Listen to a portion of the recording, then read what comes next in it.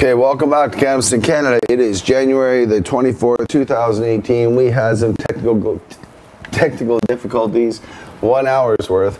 But the show must go on, and we are here doing it. I'm just considering whether I want to put on my coalition sweater. And we also got a couple ways that we can fix this. So we're first going to test whether you guys can hear the voice of the East. Again, our Newfoundland guest that we have online, and is going to continue being the voice of the East for Cannabis in Canada.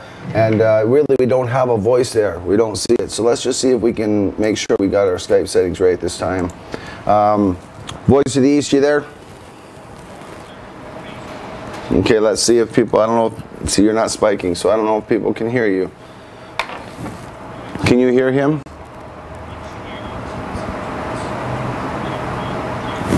Hold on.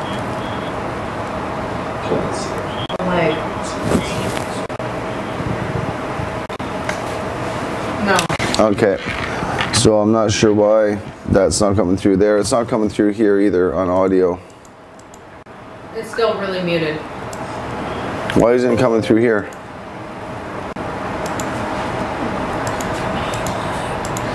You should be on Real Tech. I am. I'm getting nothing. I don't know what to say here, guys. I apologize for the 5th time, and I'm tired of apologizing. Have them on the screen. Open the smaller one and send it over. That's what captures his audio. Okay, Nathan, check. Check one, two. Okay, let's see if we can do it through here. Let's try it again. Check. Check. I can hear myself through your microphone. Okay, good. Is that still coming through here? Yes. You Okay. gotta say okay to headphone. All right, there we go. Okay, we're good, Nathan. We got this thing figured out, sort of. And I apologize to the audience, but you know what? We got this. Well, no, there's no picture by design. I'm going to pull that off right now. I just got to find out where the hell. He's echoing. Why is he echoing? Is he playing the feedback on his end? No. I wonder if he's echoing because he's my earpiece and my microphone is just that close. Yeah, it probably is that close. You know what? We're going to share my mic. Does this open up again? Go ahead, Nathan. One. There we go. We're going to share my microphone. Yeah, we're going to share my microphone. So I'm going to put this here, and it's going to pick up both of us. There we go. Very well. All right. Worst thing about this is I can hear myself talk. Stoner improvisation. I'm not sure what's going on, but for some reason our audio was just not connecting. So we'll share this mic, but either way, voice of the East, we can speak to you. Now you're representing Newfoundland, and I'm able to pull up some stuff. I gotta get other stuff off the screen here. I'm not sure why I'm continuing. Yeah, he's still echoing. Why would he be echoing? Use your microphone. I can hear myself talk. It's picking him up, and desktop presenter is picking him up. Okay, where's that? Cancel out desktop presenter's audio, and it'll cancel out the echo. The other option is Okay, I've taken that out. How's that? Nathan, Check go one. ahead. Check two. I can still hear myself. Is it coming through okay now, guys? That should be fine. If that doesn't work, I'm not gonna beat myself over the head. I still don't know why I can't get rid of this. This is things like permanent here. I don't know why, but there, it's gone. Send it over that way. he's not echoing. There, so what we've got it fixed now. So Nathan, Boston pizza, fucking shitty fucking morning. God damn it. I got a few people to be mad at, but I'm not going to get into that this morning. Honestly, Voice of the East, tell me what's going on there in Newfoundland. Again, it's a long way over. We also got people on standby, Mr. Keith Carbell and Cabral, and as well as, I keep saying that probably wrong, as well as Mr. Dano Pagnutti out of Toronto to discuss some of the breaking news. A lot of it is the Toronto news that again, the Landlord Tenancy Acts, I was talking about this for a while on the show, that they're going to stop home growing, and that's unfortunate. So, and when I say that they're going to stop home growing, I mean literally they're just going to stop stop allowing it for Residential Tenancy Act holders. So if you rent in the province of Ontario, then you will not be able to grow, based on what we have based out of the announcements anyway for today. So I don't know. That's important to cover. That's for sure. But yeah, I gotta get into the chat here. Voice of the East. What's the scoop with Newfoundland? What are they saying and what are they doing? I know that there's been a write-up. CTV's covered it, but they haven't really said what they're going to do about home growing, like other provinces. What's the word? Yes, sir. Good morning, Cannabis in Canada. Jason, it's an honor again, once again, to be talking to you again this morning. I apologize for all the glitches, my friend. I really do. I'm so sorry for all the glitches, and you being all the way down there in Newfoundland. Like, that's again, for the first show, it's a horrible first show, but you're not the first person to come on and have technical glitches when we tried to use Skype. But my apologies are sincere from the heart, and I'll have to get a gift package off to you. No worries, my friend. Again, like I was trying to say earlier, it is beyond me the difference from the West Coast to East Coast with this legalization platform. Cannabis itself seems to be a little bit more freer and a little bit more less restrictive on the west side. The further east you go, the more restrictive it becomes. With that said, Newfoundland government released its legalization, well, parts of its platform and how it's going to look for the province back in November 23rd. A lot of the main points were in fact that the legal age to purchase and possess cannabis in Newfoundland and Labrador will be 19, which is in line with the alcohol limit here on the island. Places of use will be restricted to private residences, and private retailers will be used to sell cannabis. So again, there's nothing, to me, nothing seems fair, and that is all going to be government organizations probably going to apply for the right grants and the right licenses to even participate in that market. With that said, there's no surprising that the Liquor Corporation is going to be running the majority of this on the island. So it is a liquor commission, and that's what we're seeing across Canada. It's just that nothing but the liquor commission, and that's concerning, because that lends to, you know, when the Residential Tenancy Acts of Toronto and Manitoba is flat out blanket banned home growing for recreational users. Everybody that's celebrating legalization on July 1st better understand you're not able to grow the plant. You're going to face 2 years less a day, potentially, depending on your priors, if you continue to grow. I think that's something we all need to touch on. This is coast to coast. The voice of the East. The voice of the East here is coming again from coast to coast. They're doing this. This isn't changing. Please continue, my friend. From sea to shining sea, our thoughts of the legalization platform are the same. That's for sure. It's important for it to remain free to the people. Everyone should be able to participate. Just like growing an apple tree or a tomato tree. You have a right to grow your own medicine here in Canada. They can't restrict that from you. Now, with that said, the talks about it being recreational versus medical. No matter when you consume, you receive a medical benefit. So that's another argument that has to take place. With that said, here on Newfoundland and Labrador, there hasn't been any mention of there even being a growing platform when legalization comes about. So it's going to be interesting to see how that plays out, especially involving when we have a Liberal majority here on the island, and Premier is a Liberal. So will he respect the task force's findings? That's going to be very, very interesting. You would hardly think they would, because they're all supposed to be in the same group or political party.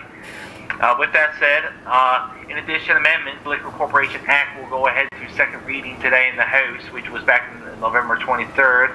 Newfoundland and Labrador Liquor Corporation, the necessary authority to ensure there is a legal and safe supply of cannabis available to the interest to customers next July. They will control the buy, export, and sell cannabis, to control the possession and sale and delivery of cannabis, the establish, maintain, and operate cannabis stores, the issue licensing and possession, sale, and delivery of cannabis, and determine the forms and manner of fee associated with the licensing for cannabis.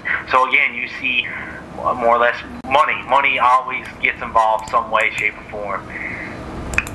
100%. I'm just now looking for the articles that I think this is one of them here. I'm just going to pull this up here. We're going to throw this into the broadcast here. Some of what you're covering now, I'm going to throw over here. I just got to resize this. Make sure that it's going to cooperate with me. Oh, that's better. There. So this here is what the Voice of the East is speaking of. Let's throw it over.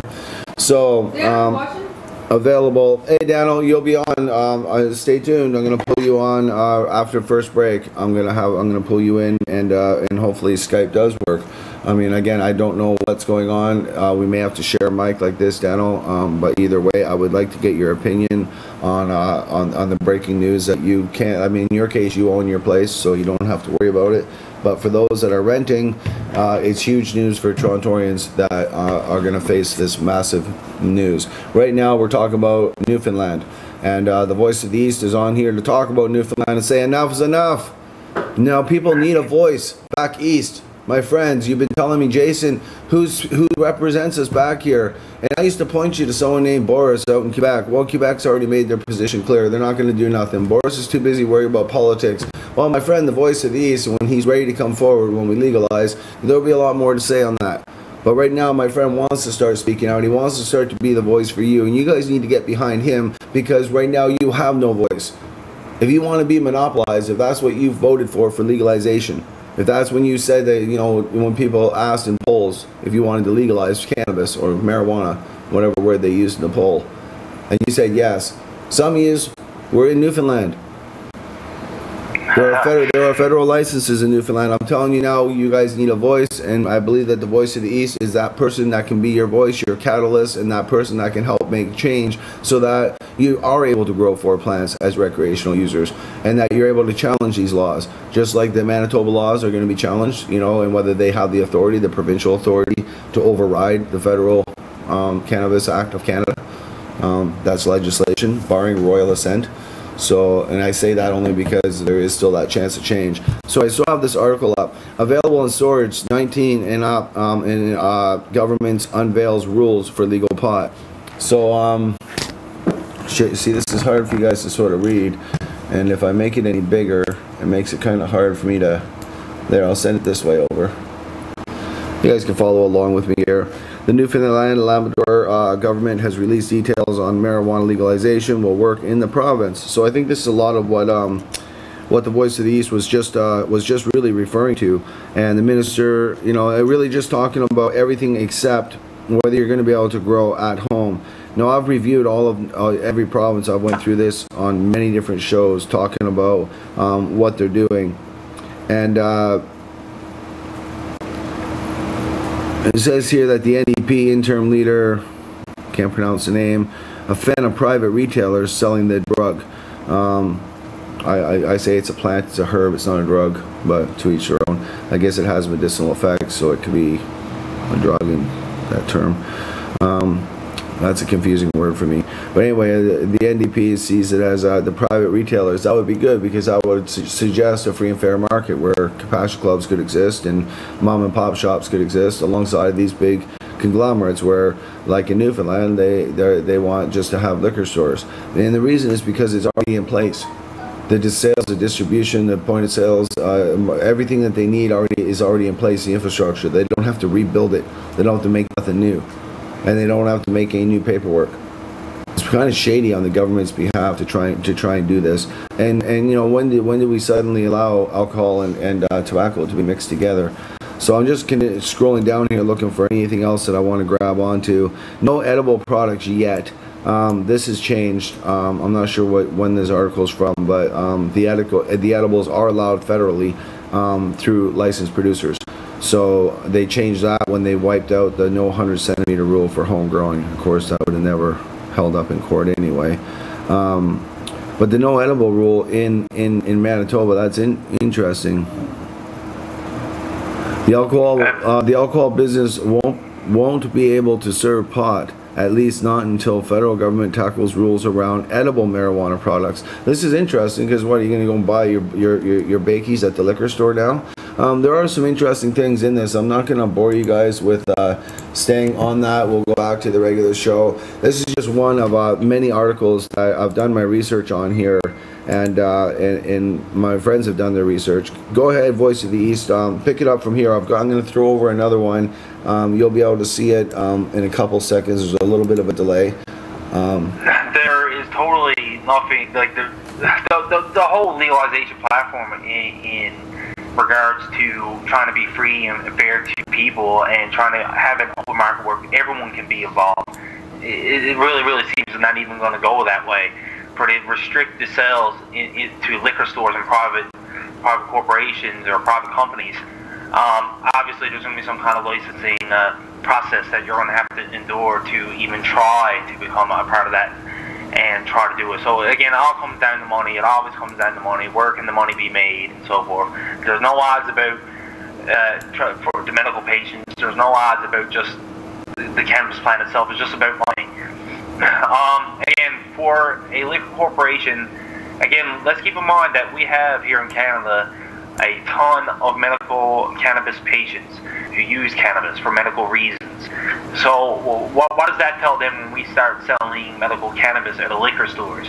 Is it time to shut down pharmacy buildings now to start selling other prescription drugs through a liquor store?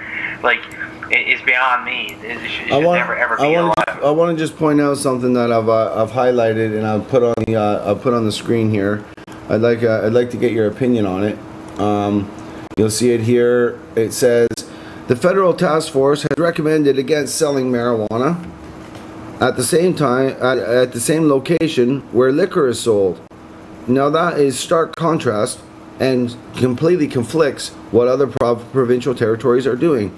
Now, once again, every provincial territory has a right to do what they wish, but I find it ironic that Newfoundland is actually saying that, you know, the federal task force has said that they're against putting marijuana with liquor. Then why are we doing it? Because the federal government of Canada, and by extension the provincial territories and municipalities, have agreed to follow what the federal legalization task force has suggested. So activists, advocates from nation to, again, in the Canadian nation, from coast to coast, you know, we're sitting here today, and we're going to be bringing on, after first break, Mr. Dano Pagnutti. We got Keith as well to bring on to talk about these crazy laws that are just rolling out. I told you guys, be prepared. Each province is going to roll it out. And I told you guys, the landlord tenancy lobbyists are powerful lobbyists. These guys are doing it now. They're lobbying. And I'm telling you, provincial coverage is next. You're going to see, oh my God, I get 50% of my meds covered if I order from Tilray. Or I get it all covered? Well, that changes the game again. And again, at the end of the day, I don't care about the bigger... There needs to be a place for these big corporations in a free and fair market. But we cannot allow them to suppress things the way that they are. And they're dancing around Allard very uniquely. And that's the writing on the wall. If they're not going to let recreational users grow, then they're going to strike again at the ACMPR's ability to grow in the future. And I'm going to keep saying that on this show. And again, the federal government of Canada states a position. Now, Voice of the East, I want your opinion on this. The federal government of Canada has decided to separate medical users like myself, who identify as medical, from the people who say, well, I'm not medical, I just smoke because it's recreational. Because they don't understand they have CB1 and CB2 receptor cells and an endocannabinoid system that's endogenous to their system in general. So, with that being said, Voice of the East, what is your opinion on the federal government's position on trying to say that there's non-medical use of cannabis? What I would love to be able to ask them is, please show me the facts of how there's a difference between recreational and medical use. There is no difference. Any time that you're going to consume, obviously you are receiving some form of medical benefit. It is beyond me how they're trying to push this through the system, like denying simple facts and common sense. Anyone who's going to pick up any of these documentations that CBC shares or CTV shares, and they take 5 minutes to read through it, like, obviously they must disagree, or they can see what's actually taking place, which is a steal of the market. They're trying to take the market and trying to get money. Money's always involved in this. And this is exactly what's taking place. 100%. They shouldn't be allowed. They should.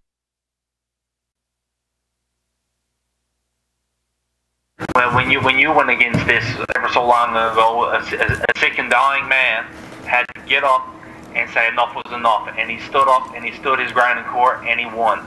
And I applaud you for that, and what you did was the right thing. And that's what it comes down to, is doing the right thing. It is, and this is what I hope that we get to see. Sorry, I'm just looking into my phone. I got that S8 that it's good, recognizes your eyes. Anyway, I'm going to get into the chat so we can actually talk back with some of our people. He's not echoing, is he? No, that was me. My apologies. Okay. Speakers, people, sorry, man. So I need to get into the right chat here.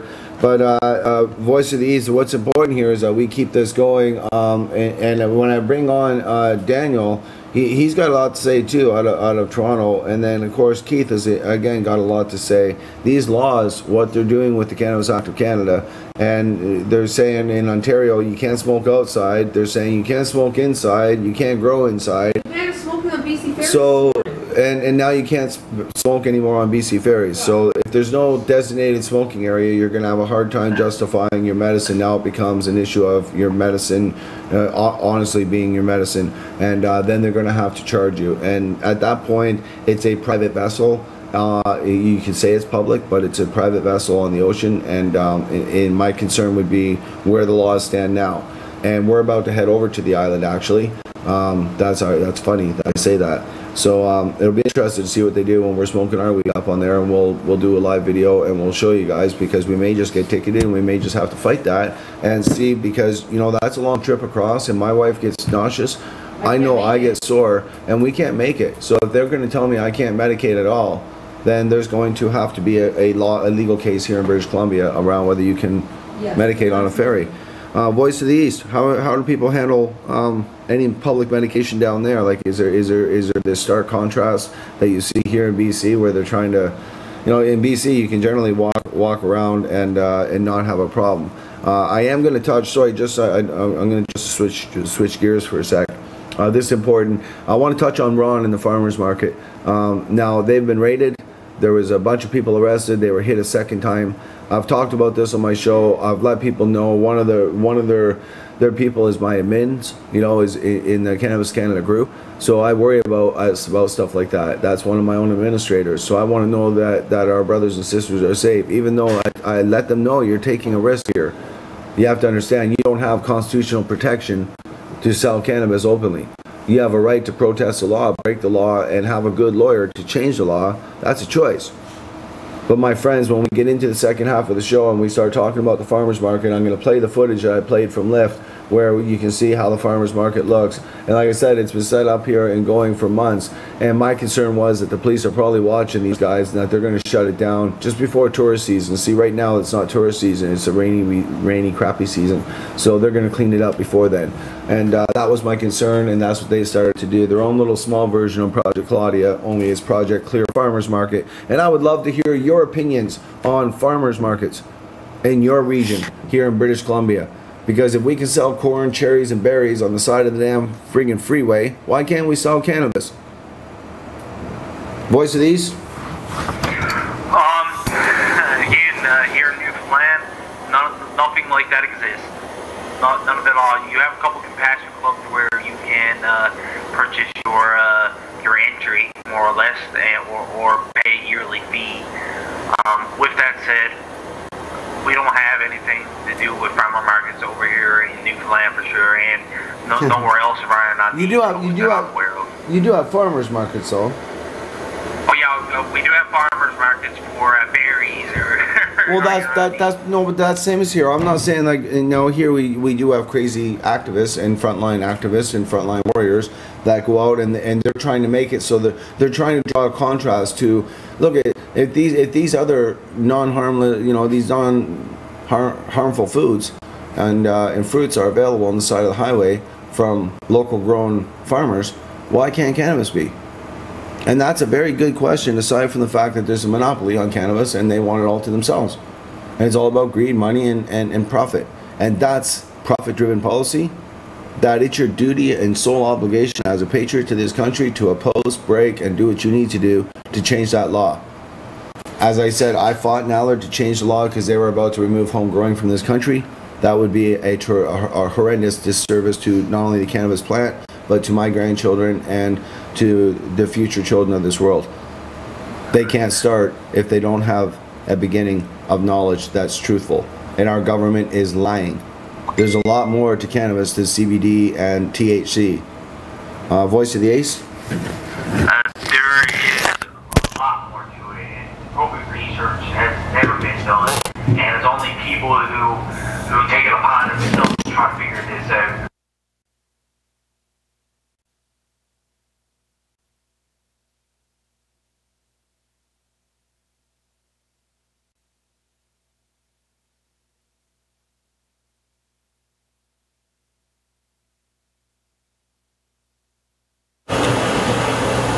Oh, should repeat that. I was gonna say, why does that sound all fuzzy? Sorry, repeat that. Okay, again, well, the on canopy growth plant is needable to supply the plant with 8,000 kilograms of cannabis seed. So again, you're seeing a monopoly takeover. These corporations that are coming in and taking it over, there's nothing for the little people. There's nothing for the people who started this. There's nothing for the medical patients. Correct. It's being captured, it's being took over, and it's all to do with money.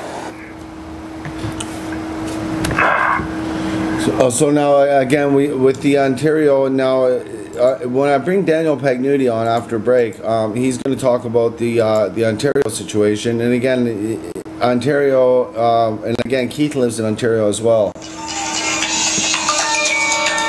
So I don't know who that is, but it doesn't matter. I should have my sound turned off for a live show. My morning is so behind. Oh wow. But that's okay. One of those days. One of those days. That's okay. It's good to have a voice from the East on talking about what's going on. So guys, hit up Newfoundland. Again, if you're in Newfoundland, New Brunswick, PEI, you feel you don't have a voice, you want to get a group together, or you got a small group already that hasn't really got an outlet, let us be your outlet. Let us be your catalyst to get your voice out. Because you know what? We're a nation, and there's only one nation under the Charter of Rights and Freedoms. And we need to remember that as the government tries to step around it. It's very important that everyone be aware that that we are doing our best to expand our platform here in Cannabis in Canada. We are trying to get everyone's voices heard. We're trying to include everyone. So it's up to the people to get involved with us. So again, very, very soon we're actually going to be opening up our east side of Cannabis in Canada.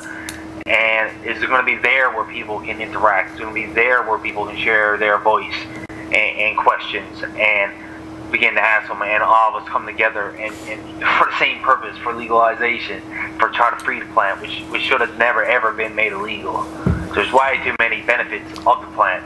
We're not just talking medical benefits, which is one of the biggest. We're talking construction. We could be making house materials. We're talking biofuels. We're talking everything. We're talking green. We're talking ending.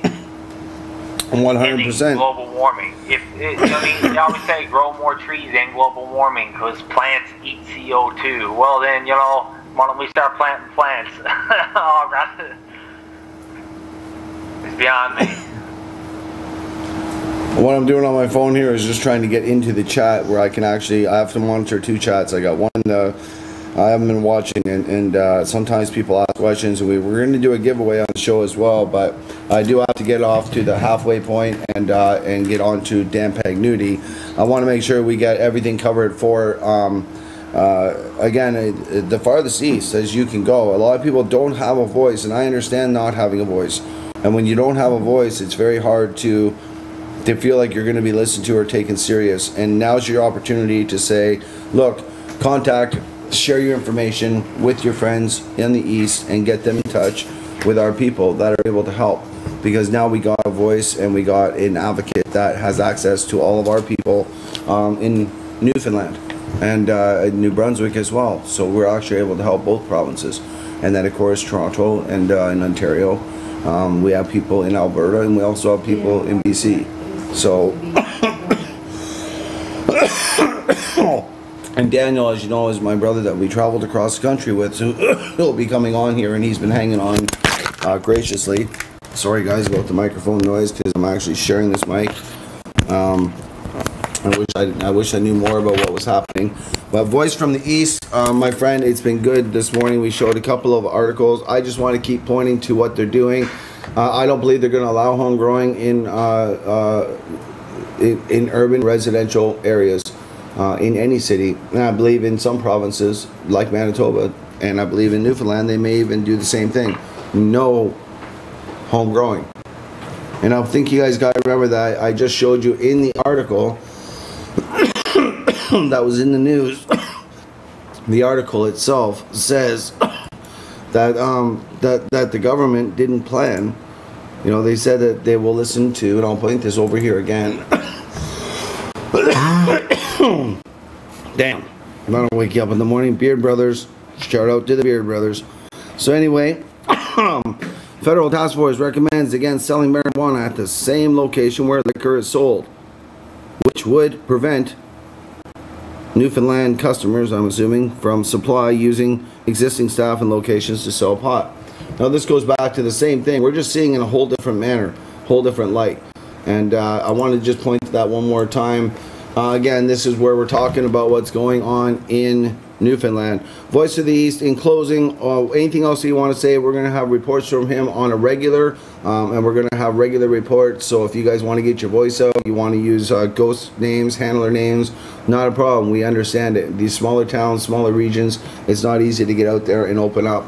But it's time to start talking and educating before the federal government rolls us with monopoly policy rather than reasonable, compassionate policy for the people in a free and democratic society. On that note, this is Jason Wilcox, and I'd like to thank you, Voice of the East, for coming on the show this morning.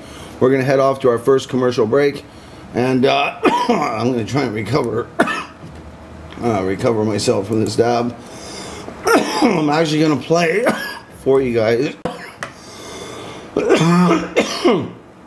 One sec here. I think this morning I was going to play for you guys. Oh, shoot. I'm in the wrong folder here. Let's see. This morning we can play for you guys. And I keep screwing it up by putting the wrong one in there. No good? I'm just going to put the coalition past the president. And so be it. That'll give me a good 6-minute break. And then I'm going to bring on Mr. Dano Pagnutti. And then we have Mr. Keith Cabral. Have a good day at school, sweetie. I love you. My daughter's off to college and dual working, but these mics I'm sure is picking everything up. So yeah, here is the past to present video. You guys want to know how we got here? It was a bunch of patients coming together. 15,000 took down the federal government, keeps them under a restraining order now, has sued them for over, potentially, we don't know how much money, a large sum of money, largest privacy lawsuit ever to do with cannabis, has been very close to being concluded. And I gotta be careful what I say. If you want advice, you can call the firms. I gotta be careful what I say as a plaintiff because I've been asked that. You guys have to remember, I'll pull it up the next part of the show, that they wanted to call me back up on the stand to answer 50% of the questions I refused to answer before. So on that note, this is Jason Wilcox, and we'll see you guys in about 6 minutes. If you have seen this before, just take a break, go take a piss, do whatever it is you need to do. And when we come back again, we'll have Mr. Dano Pagnutti on the line, and he'll speak about the rules in Toronto. Now, I've had him on before talking about the Clean Air Act, and it's like, if you can't smoke in the park, if you can't smoke outside, and you can't smoke in your house, then, what is a patient supposed to do? And if you're about to have a seizure, who the hell can stop you from medicating? Much more to talk about that in about 6 minutes. We'll see you then.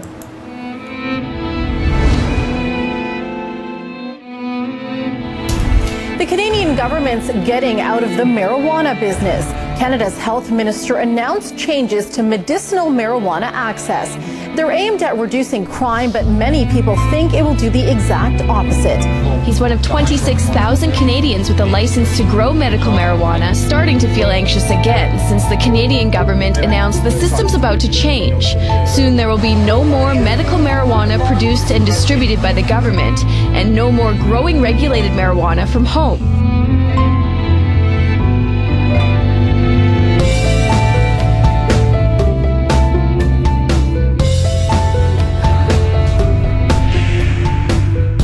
Jason Wilcox has been organizing the coalition against the repeal of the medical marijuana access regulations, particularly the personal production licenses and designated production licenses. I believe in patient options.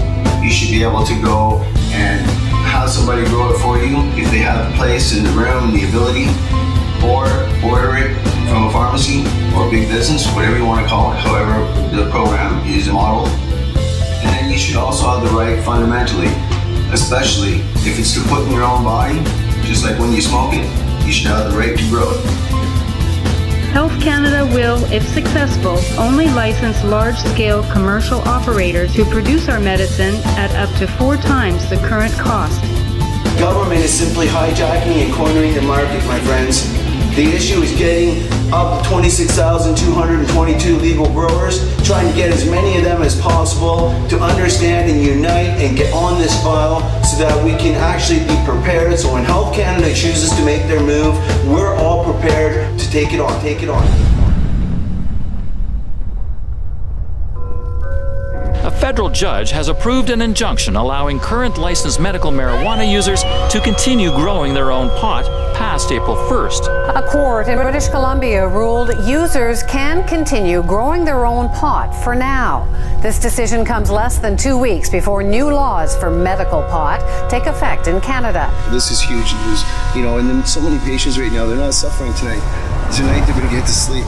It's very hard for me not to get angry and frustrated as I think about the 500 plus impact statements I've read of people paranoid, and not just paranoid, God-given fear of going back onto pharmaceuticals because of what the government's doing now to medical patients. It's unconstitutional, it's not Canadian, it's unethical, and it's not right. My doctor, he wouldn't take my MRIs, he wouldn't send my MMR forms. And through other things, like I was really having a tough time, but it seems that one major stressor, removing that threat of losing my guard by the government, even having the threat of armed guards coming into my home to make sure that it's shut down, really hurt me and hindered my healing. And that was the beginning. I'm aware of people who don't have a medicinal license, who buy their marijuana from medicinal growers. I would use the analogy though too, that we look at how many drunk drivers and people on pills right now are going out driving drunk and killing people. We police the drunk drivers, we don't throw all the cars off the road. And that's what they were trying to do with the patients, and I'm glad that justice stepped in and interfered and allowed the Constitution to have a chance to put the MMPR under constitutional scrutiny. Right. I just really hope that we all get what I think we deserve, which is freedom. And that's what this is all about.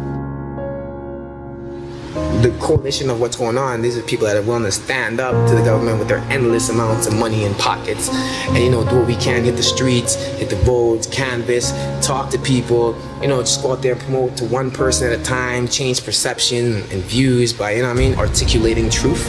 And, you know, I'm proud to be a part of that movement. Now we're at $180,000 raised. What are we looking at over and above the $250,000 that we originally set out? I'd have to estimate high. I'd have to say, look, let's shoot for $1 million because who knows? You've seen the attitude of the federal government. They recently are putting ads on paid for by the taxpayers about the dangers of cannabis. It's just another herb. There's going to be a lot going on in the next year. It's our one big historical chance. Either we make it happen or we don't. It doesn't matter who you are or what you are. If you have a belief in ensuring that people's rights should be taken care of, you should be donating. It's for the people. It's we the people who want this, and you know, it's coming. People needed access to these products because it helped prolong and help, you know, save a lot of suffering. This is going to end. We're past the point of whether we will or will not win our gardens. We will. So yeah, you licensed producers, you better be worried. I'm not going anywhere. This is far from over. I'm pretty confident that you're going to win. I mean, you can't guarantee it, but I feel like that's going to be a preserved thing, the right to grow your own cannabis for medical purposes, as it should be. I think that we got a super strong case. I'm really looking forward to what John can do in the court, and I hope it's heard fairly and with an open mind. I hope we legalize, but again, I hope we legalize with gardens so that there isn't this fight that I worry about between the underground, these growers that exist, and I know them. You know, the BC economy is almost run by these growers. You know, if that starts a gas war, then security is going to go up because the gangs get involved or real organized crime gets involved. I say, why doesn't the top down first recognize it as medicine, take it out of the CDSA, classify it as a safe and harmless herb it is, and call it, put it into herbology, or put it back into pharmacopoeia and let the doctors prescribe it the way it should be, and look after the damn patients. At the end of the day, it's about the patients.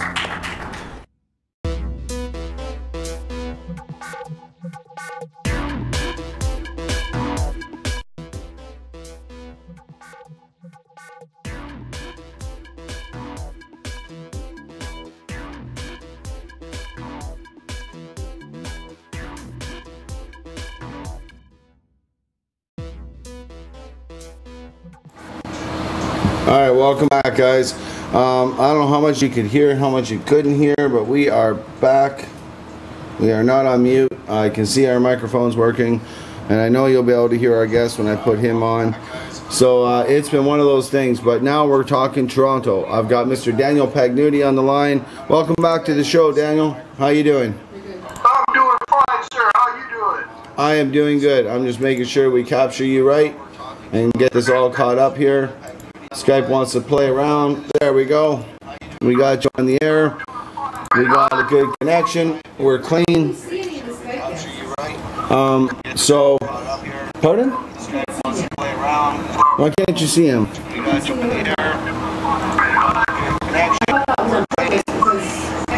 You see Danny's right there.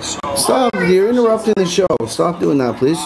I'm sorry, guys. I'm trying to do things. Dano, we're talking about the craziness. Now, you and I were just saying this. We fought in the coalition. We fought together for a lot of years, my brother, and we fought hard. And we fought for one reason. Fundraising, staying focused on our mission, not attacking other people, not punching down, punching up, and making sure the federal government of Canada did not ban home growing in the country of Canada. It was like, fuck you, this isn't going to happen. And Dano has ridden across this country back and forth multiple times, you know, and it's done all kinds of shit you guys just don't know about. And he's a standard working class guy that owns his house and fucking, he doesn't need to do all this shit. He done this shit for you very humbly, very quietly. He's done this shit for you. So I'd like to welcome him back to the show, and Dano, welcome back, and go ahead and feed. And you know, Toronto has banned. It's in the news today. I'm going to pull it up, and I'm going to have to slide you off for a second when I pull it up. But to show people that in the Toronto news this morning, they banned, and I predicted this about 6 months ago on the show when Manitoba did it, that they're going to start to do this in other provinces. You know how they're doing it in Ontario? If you're renting, if you're poor, heaven forbid you're disabled, you know, good thing that you guys will get into that part. That's part 2 of it. That's the medical autonomy issue. But for you rec users that are all like, we're going to get to grow forward or plants, I don't want to be part of that stupid medical system. Tear up your ACMPR. Don't be part of that system. You know what? That's going to be the only system that's going to protect your ass if you want to grow cannabis. Now, it's unfortunate for every resident of Ontario, but you, my friends, will not be able to grow forward plants if you rent anywhere in the province of Ontario. Dan, what's your thoughts?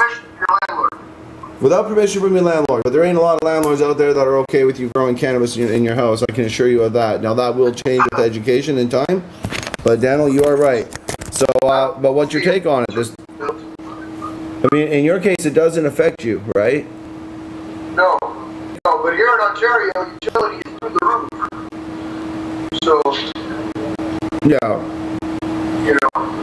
I mean, in your house, I mean, this is the thing, Dad, like, see, Daniel and I both understand the importance of medical autonomy. Now, medical autonomy means that you don't have to tell your landlord if you're growing. And your landlord really can't do much about it if you are. Because you have a federal permit. It's like having a federal gun license. The landlord may not like that you're storing guns in your house, but you have a license to do so. There's not much they can do about it. Now, your right to autonomy is to not tell the landlord. It doesn't mean you can go punch holes in the wall and breach your Tenancy Act. You have to do things smart. But you can do it right. Now, when the government of Canada is putting writing on the wall that says we're going to start banning slowly recreational growing, that tells me eventually they're going to reattack the ACMPR, and all that we did to change the laws in this country so that people can simply grow a plant like cannabis, could potentially be turned over and flipped, as we see in Toronto. Here, go buy tweed weed, no problem. Snoop buys it, yeah. Anyway, but you know what I mean? Like that's your options in Toronto.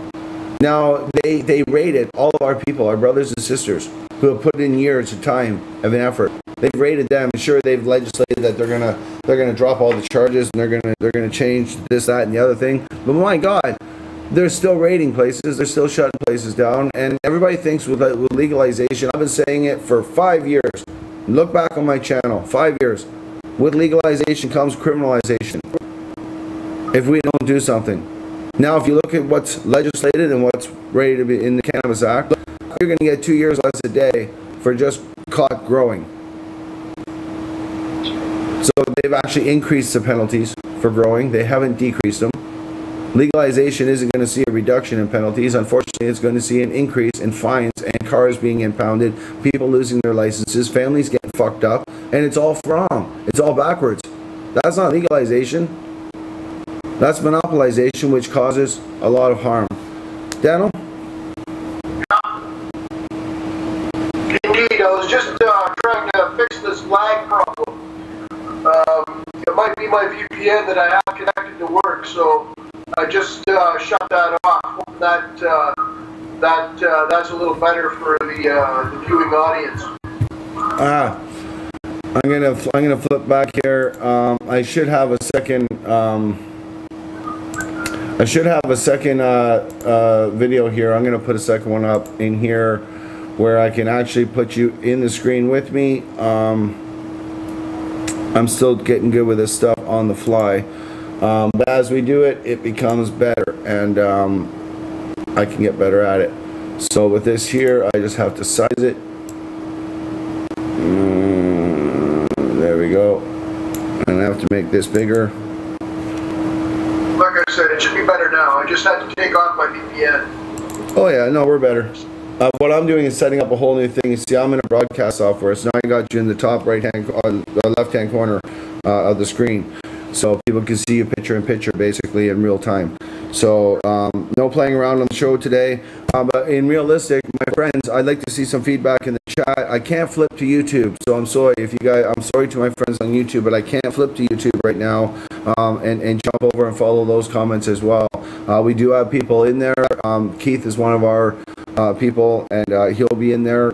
So easily you can get involved with Keith. You can get involved with Chris, who's with our team. There's different people that can point you where to get a hold of Cannabis Canada. Most importantly, go to cannabisincanada.net.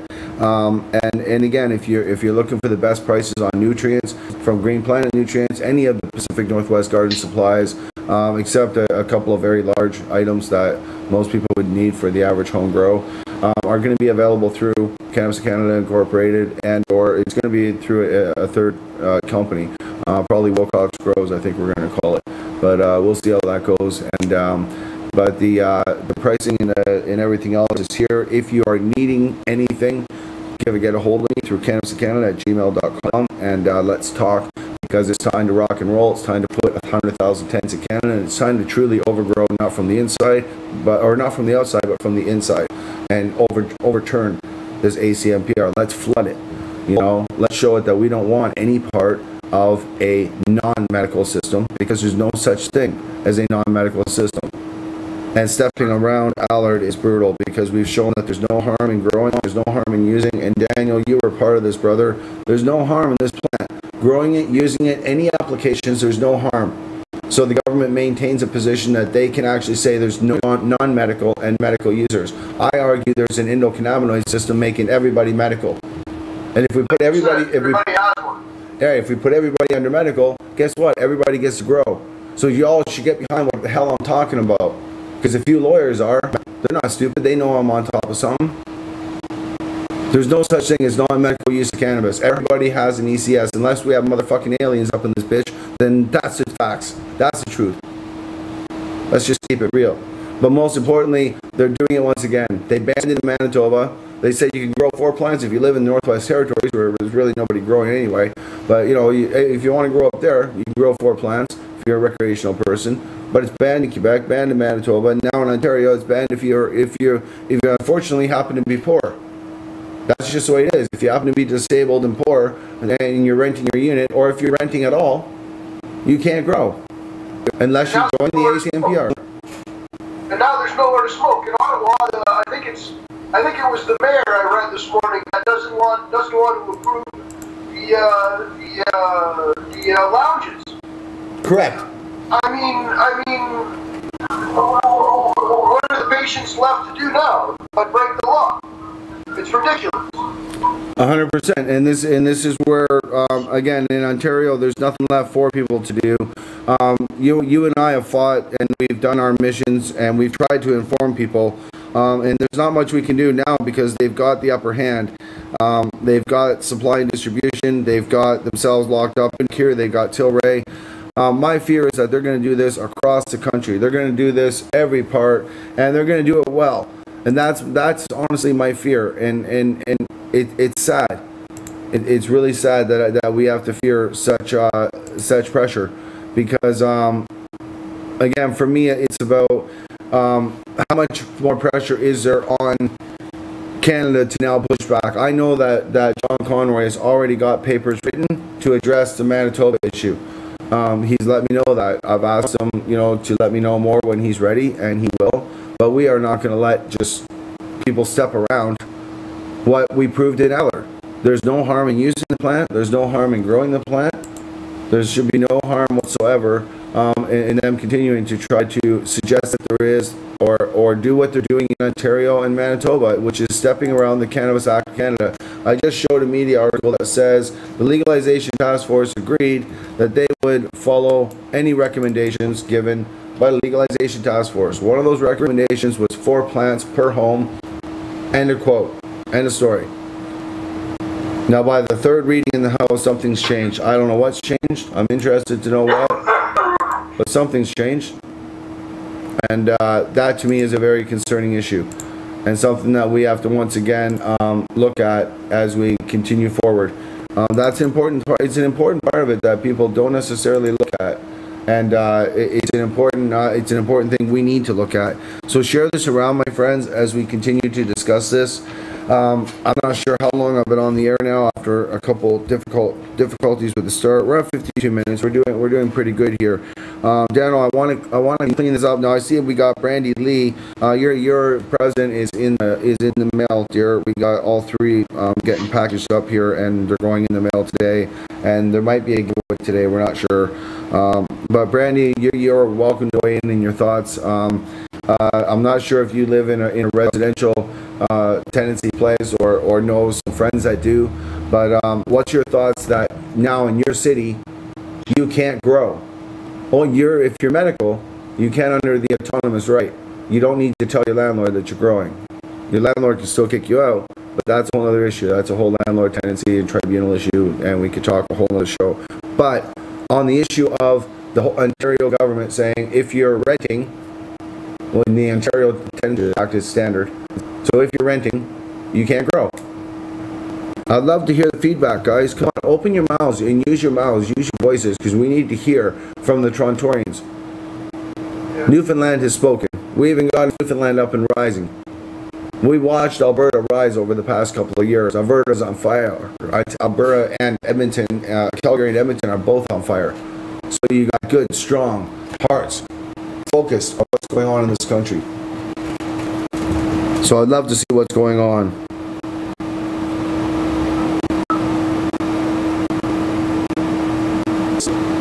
Yeah, in Saskatoon, same thing. They're shutting down all dispensaries. My concern is it is a continuation of the shutdown of dispensaries while they open their own privatized version of dispensaries. And one of my friends is facing this very dilemma because he ends up, he faces this dilemma simply because he is, I'm going to try and pull up a news clipping here. I have to pull Dano off the screen for a second.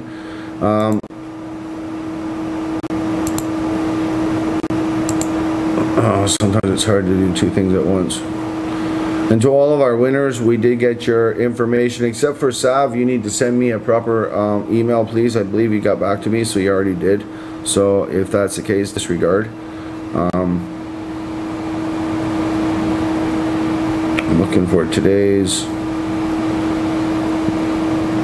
And thank you again, everybody, for all the show surveys. Holy cow. My email box is full again this morning. And this is really good stuff.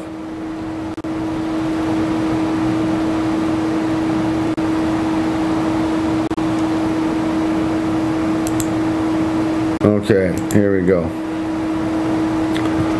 So we got additional stuff here. I'm going to go ahead and pull this up myself. Let's put Dano back on the screen here for a second. Well, you guys can actually see what I'm doing still, damn it. That wasn't very smooth. That was like unsmooth as hell.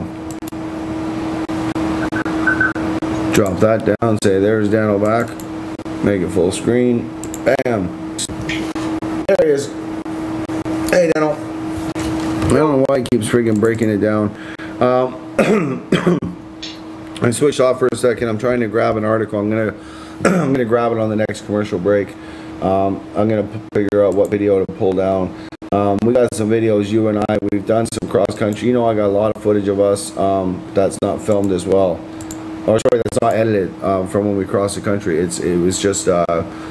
We did some crazy stuff. We drove literally from Vancouver to Ontario, stopping in every city and visiting with a host of different people, and it was a hell of a lot of fun. We've seen a lot of stuff. So yeah, it was definitely interesting times. I'm just trying to find some footage, even of like the Extract Express, different stuff we've done in the past, and Daniel's also done an interesting testimony on a patient testimony on my website. And of course, we've been promoting Dark Harvest, so we often like to get that pushed out there as well. Sorry, I'm jumping all around. Yeah, my computer's just it's fighting with me today. So one thing after another with the morning. But we see the people in the chat. There is people. I wish I could see the YouTube chat, because then I could answer better if I had people in the YouTube chat, because there's a lot of interesting stuff. Again, as I've reported for 5 years, again, guys, there's people that talk shit, and then there's people that walk it and talk it, and I'm one of those people that walk it and talk it. And I can tell you now that in Canada, the LPs have been setting up. I've been saying this for years. They're just simply setting up and hijacking and cornering the market. Their intention was to have no growing, then legalize and have everybody buying from Shoppers Drug Mart and the liquor store, and they would make all kinds of money. $80 million, 80 billion, whatever the hell it's worth now. $7 billion crop, I heard lately. The numbers keep changing. So that's where you see, and then I realized, wait a second, okay, this is a global monopoly. This is an international cannabis cartel of corps. Big corporations, mining companies, private stock holding companies, power players, guys that I went up against that threatened my life. You want to play with it? You want to play with a big fight? Go ahead and play with them. I just hope you have the money and the people to back it. Because I tell you now that it was very unfortunate that the campaign that they launched against the coalition was successful in devising a separation, and ultimately the coalition's decision to just simply keep our legacy safe and lay it to rest until such time as we need to raise our flags again. So that's the one commonality that is feeding every supplier of every province, and that's the LPs, where it's Shoppers Drug Mart in Ontario, or it's the liquor store in the East Coast. It's the LPs that are feeding that monopoly. 100%. Now, Brandy B saying, or Brandy Lee, like one of our administrators, she's saying again, you can grow tomatoes and thyme. This has been my argument, is that it should be in or in naturopath. It should be in herbology and be served as a herb.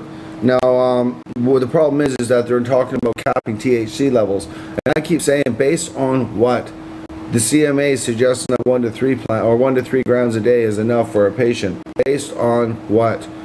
By their own admission, they say that there's no medical value to cannabis, so why are the doctors the gatekeepers to the drug? There's a lot of questions I have that are valued questions that a lot of people just simply don't stop and say, why? Why are they diverting us away from growing? Why are they trying to get around Allard? Why did they never report on Allard and tell the truth? that 15,000 patients from across this great nation rose up together with their supporters and took down the federal government's attempt to ban home growing in this country. Because I guarantee you there would be no legalization with any growing anywhere, even being talked about, if it wasn't for Allard. So we attacked the act again. I'm not that guy, but you could be, or you could be that lady that can lead that charge. And God knows I'll get behind you and I'll support you. The lawyers are already charging at this case at the Cannabis Act of Canada because of the way it's set out, the way it's set forth, and the way that they're implementing legalization. I didn't stand in the rain for 20 years and fight for legalization, talking on the stage and flying across this country. I didn't fight for legalization to turn it over to corporatization, monopolization, and really to watch the federal government,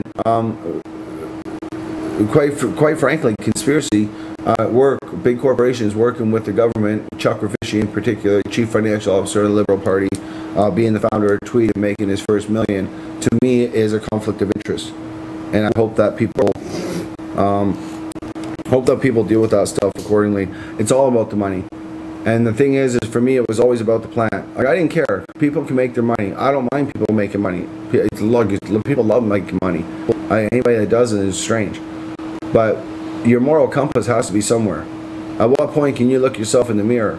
See, I was offered 100 grand to drop this at one time. So again, you have to look yourself in the mirror at the end of the day and ask yourself, where do you stand? What are you going to tell your grandkids? What are you going to tell your kids? What are you going to tell your family where you stand with legalization if you really are a cannabis activist or a cannabis advocate, or an end cannabis user that just wants people to understand the endocannabinoid system, the endogenous system, because the federal government of Canada is doing everything they can to detract you from it. Even though they have it on their website, they still say there's no medical value to cannabis.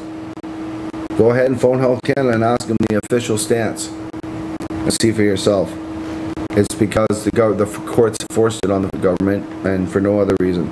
And until they change that, and I'm glad that they've changed it back to cannabis, because that means that now it's likely going to get put back into pharmacopoeia and doctors will be able to reference doses.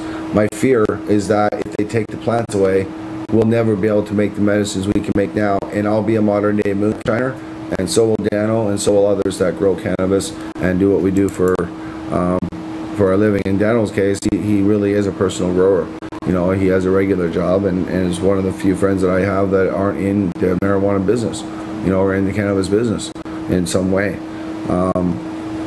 That's what's kind of interesting about the way the coalition was formed. So, Dano, what else do you have to say about, there's Nathan, being on the right side of history? Again, you know what's funny is John Connery, as you guys will see when we release the documentary, John Connery says that exact words, is that the government, I asked him, why did you take a chance on me? Knowing that I'm disabled, knowing that I can't really afford to pay you $1 million, in this case could cost $1 million. Knowing that, why would you take a chance on me?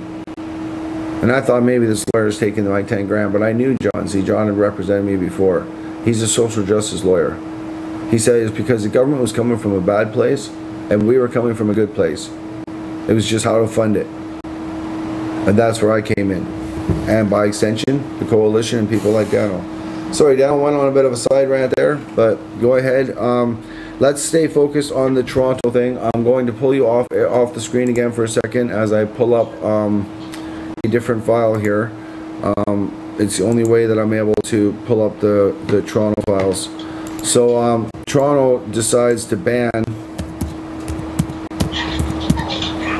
Toronto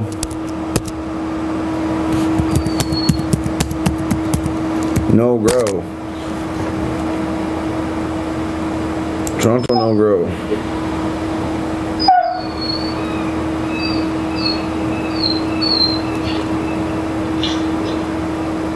I'm just looking at where we grabbed the city file.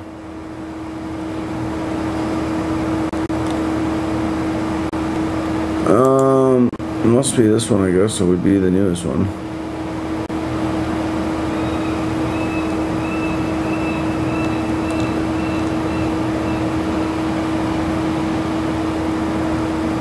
So I was trying to find the footage as I'm talking here, and so I'll bring Dano back over. Dano, go ahead and keep, oh yeah, you guys can't see, you guys can only see what I can see, damn it. I keep trying to make that work. Silly me.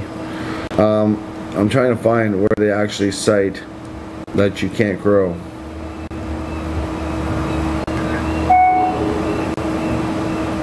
Can somebody please find the ad and throw that in there? That would make it a lot easier. I'm going to put Dano back on the screen here, because that's just the way it's got to be.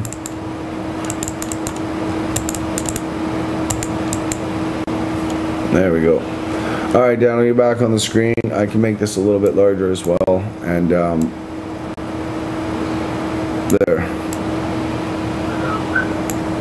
Okay. So yeah, let's keep it going.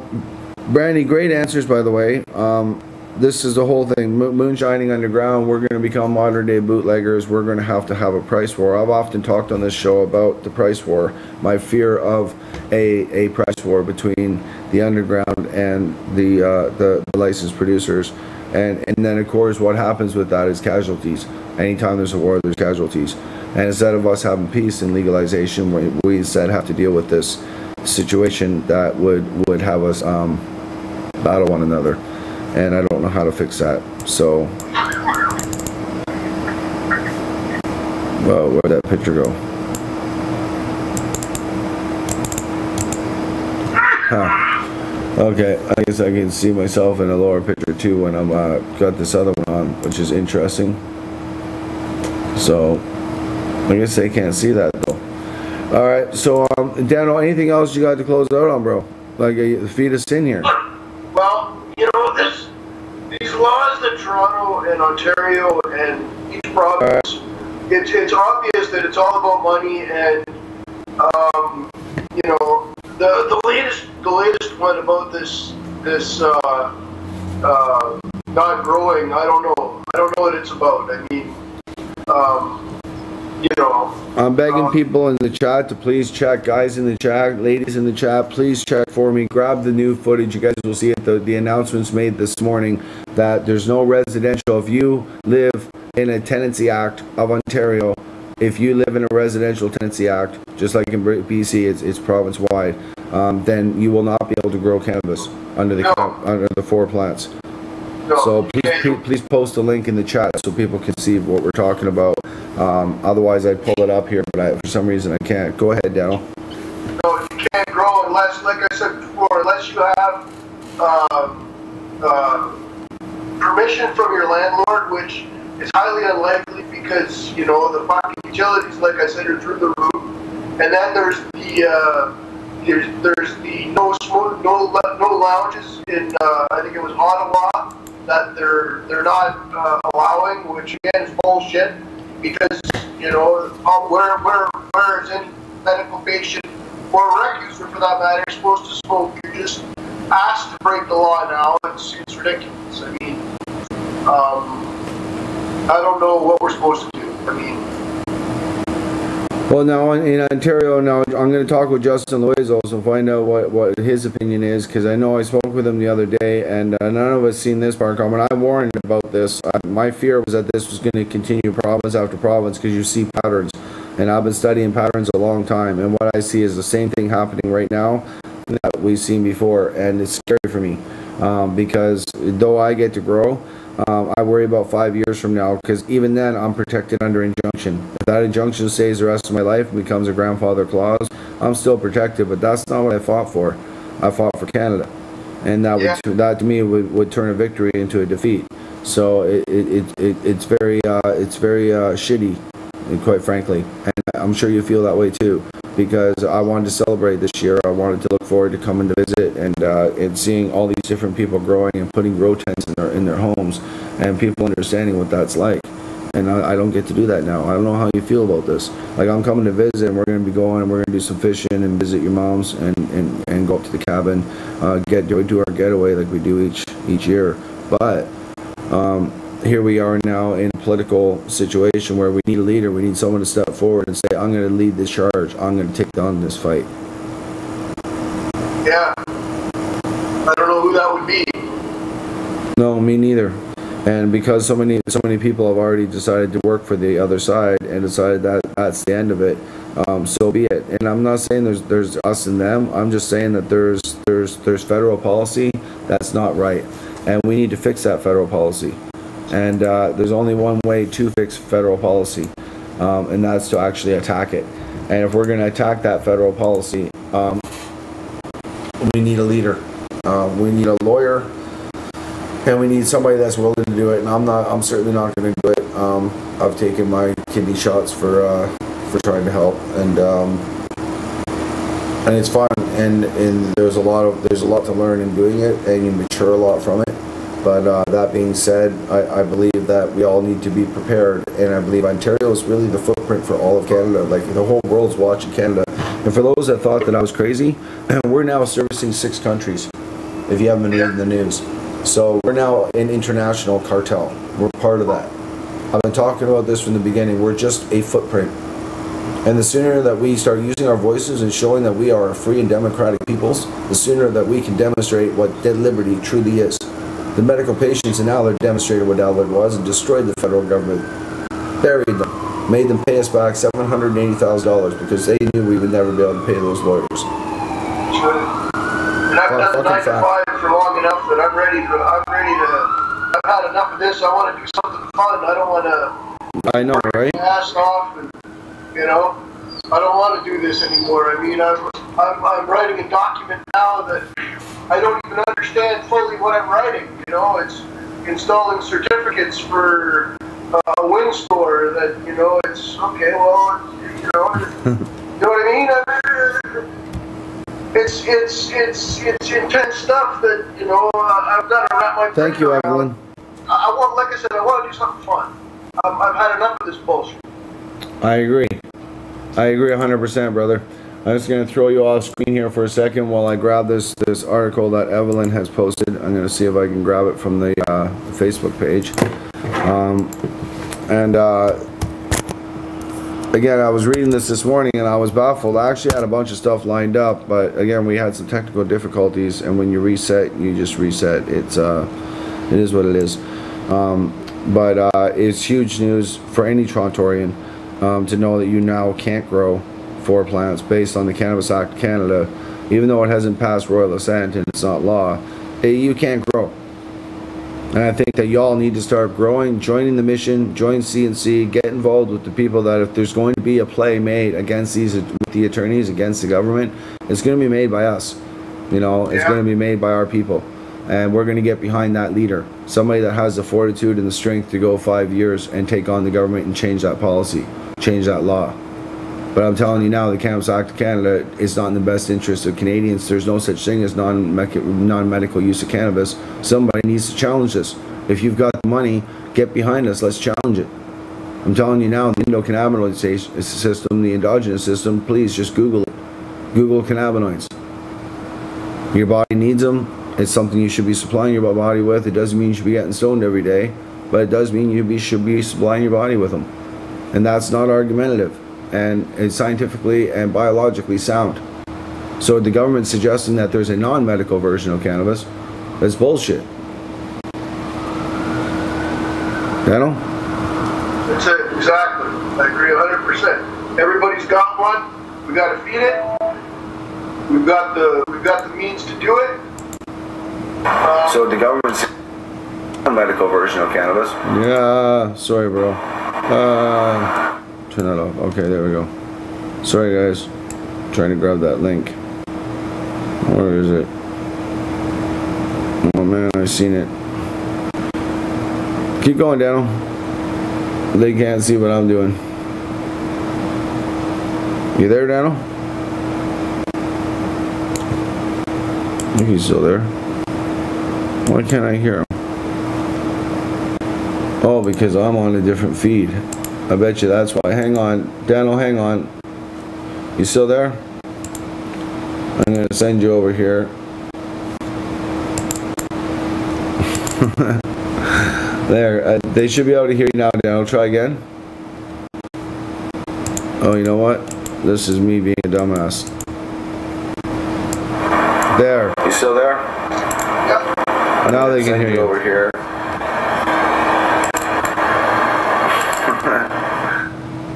This is playing back somewhere. Now, try again. How is this playing back? Oh, you know what? There. You still there? Okay, I don't know why this is playing back. I'm not sure what's going on here. What do I have playing? I must have something playing that's me. I gotta kill it. Okay. I got stuff that's playing that's me. Alright, I'm gonna put this over here for a second. Hopefully the audio is coming through okay. Vicky, is the audio coming through okay? Okay, I don't know if the audio is coming through okay. So, shit. Let me turn this up, I guess. Okay, I don't know. It sounds like it's coming through fine. Sorry guys, I'm just looking for that survey that was posted, or sorry, that link that was posted. Now I can't find it. God damn it. I must have come in too late. Alright. So, I'm not sure what's going on with the overlay. That was interesting. So I'm going to go back to putting Dano on the screen.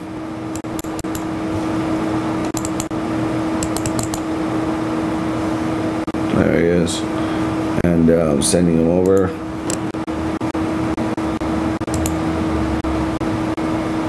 That was interesting. So I'm going to go back to putting Dano. Hey, turn your sound off, bro. You stoner? I bet you it's you. There he is. And I'm sending him. Turn my movie off. Is it you? Turn your sound off. Turn the sound of the show off. I can hear the feedback. Hey, turn your sound off, bro. You stoner? I bet you it's you. There he is. And turn my movie off. I can't fix this. Is it you? Turn your sound off. Turn the sound of the show off. I can hear the feedback. Holy cow, that sounds bad.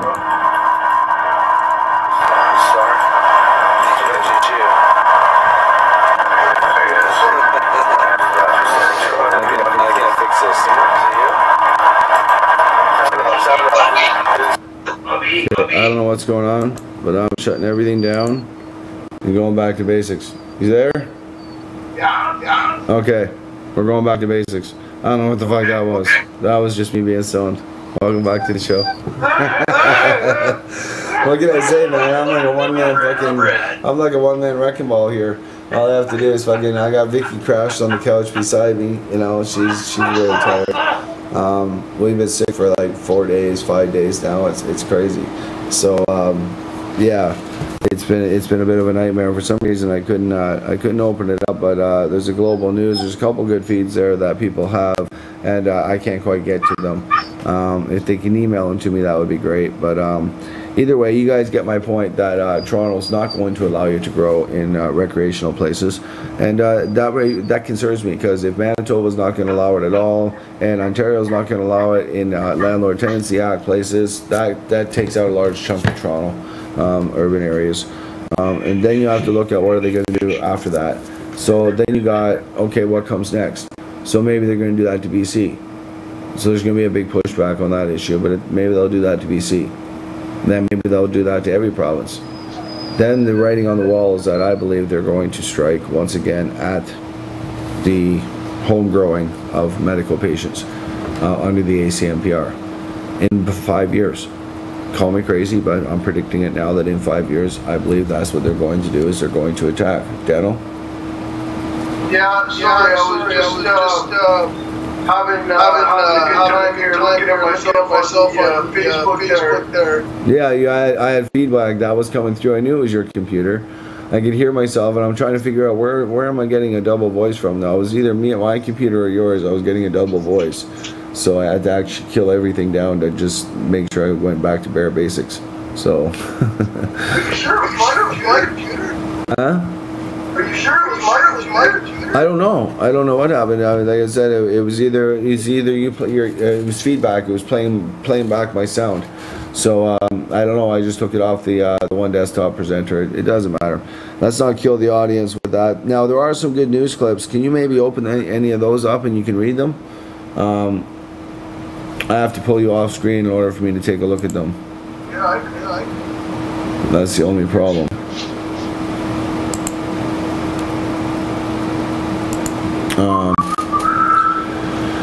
Now I'm going to see if, now in these Toronto clips, if you guys can send them to my email, if you know my email, please send them to me.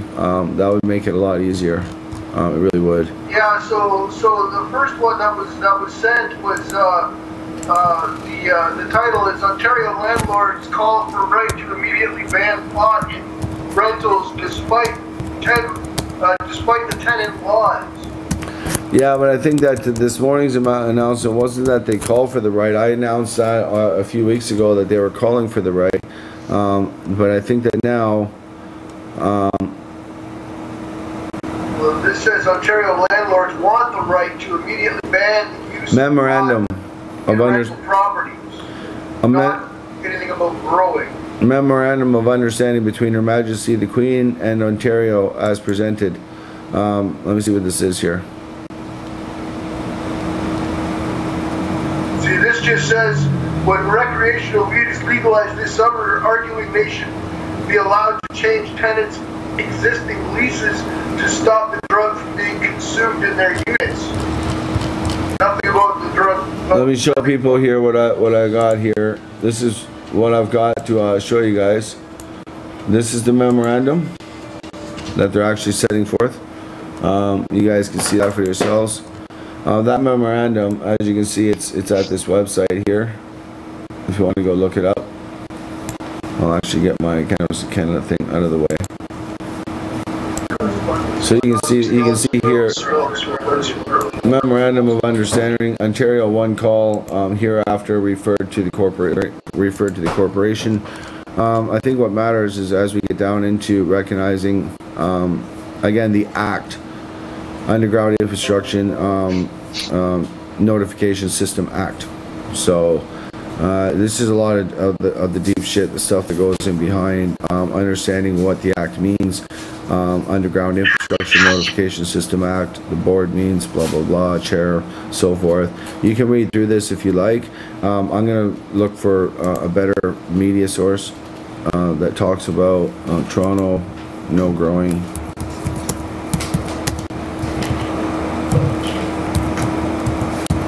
I had the articles pulled up. That's what bothers me, because I can't seem to find them now.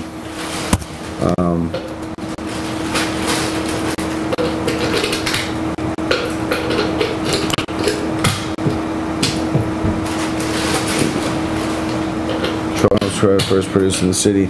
So here's one here where they say, I'll shorten this up so you guys can see it. It says here that how does the city grow? Bulletin provides an overview of where and how the city is growing. Toronto is Canada's fastest growing city. I don't know what the fuck I was looking at that for. Ignore me. Toronto growing.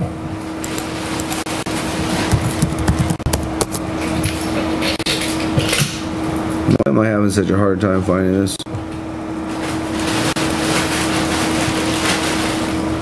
Okay, I can't seem to find this right now. That's frustrating as hell. I'm gonna throw Dano back on.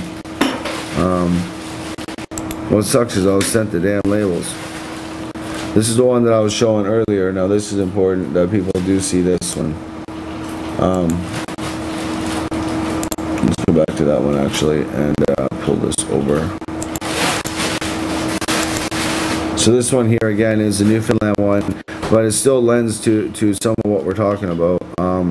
Most importantly was that they were going to follow the whatever the legalization task force said they were going to do, and they certainly didn't do it.